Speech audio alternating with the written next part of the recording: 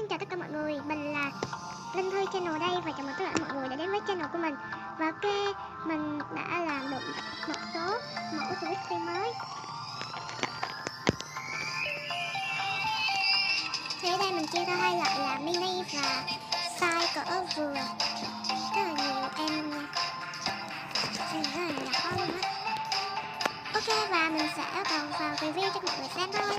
Let's go. Cái mẫu đầu tiên của cái này là cái mây này rất là nhỏ luôn á. Ok, mình liên tục với các bạn xem ra menu mới. Thì cái này là video trước mình cho các bạn xem rồi nha. Cái này là bên thiên nhiên là có mây và giọt nước. Còn test đây là mấy con mà unicorn đó các bạn. Đó, mấy con đó các bạn có voi á, mình chưa ra được. Rồi mình chừa ra. Anh này mình sẽ bán với giá là 8. Ok, cái này là 10.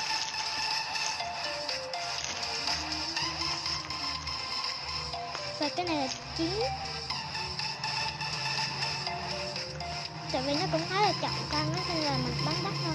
Cái này mình mới vừa nhét thêm mút á, nên là nó chậm tăng hơn. Còn cái này là mình bán 12 nha. Cái này mình làm rất chi là lâu luôn á. Và cũng đẹp nữa. Cái này mình bán với giá là 4. Navi. Cái này mình bán riêng cho Vi thôi. Nên là mình cứ nhắc tên Vi này. Em này 4. Và em này là mình không biết đánh giá luôn, tại vì nó rất chi là nhỏ. Thì em nghĩ là dễ làm luôn á. Làm chỉ trong vòng 1 phút thôi. Thì là mình bán với giá là 2k. Đó. Ok, mình sẽ quay lại tất cả.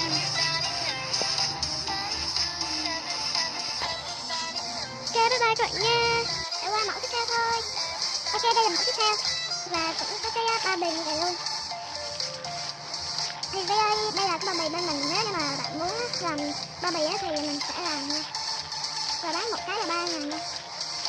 Còn cái Switch này là mình sẽ bán là 10k nha, tại vì là mình có rất là nhiều màu á.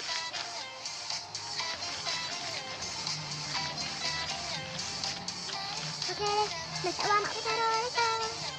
Thì đây là mẫu tiếp theo có hình Enterprise. Thì cái màu này là mình không có màu mà kiểu nhũ á, thì là mình sẽ dùng cái màu mà nó tươi.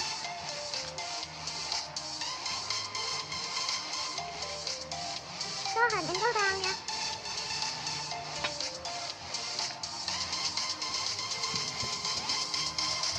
Ok, mình sẽ qua mẫu tiếp theo. Ok, đây là mẫu tiếp theo. Đây là 1/4 lát cam nha. Cái này rất là chậm tăng luôn á. Đó, thì nó là thấp này. Nó là mình sẽ dán rồi. Em này là chậm tăng nhất luôn nha. Bé, Lý Văn Đạt, em còn làm ở đó không ta? Đó, thì em này mình sẽ bán là 8k thôi nha. Vì màu không dùng nhiều lắm, các bạn cũng khá là dễ làm.